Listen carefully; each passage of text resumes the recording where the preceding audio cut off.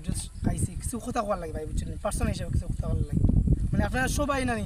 ভিডিওটা লাস্ট মতো দেখবা আমার অনুরোধ আচ্ছা ভাই কত হইল নানি তো আমার জীবনে একটা গল্প মানে কাহিনী করছে কেউ মানে কম বেশ সবাই জানে জানার পরে কিছু মানুষ আমার পেন দেয় মানে প্রশ্ন করে যে ভাই এবার জু কী তৈল অথবা বিচ্ছেদ খেয়ে করছে তুমি করছো না হেন করতে হেন করছো অথবা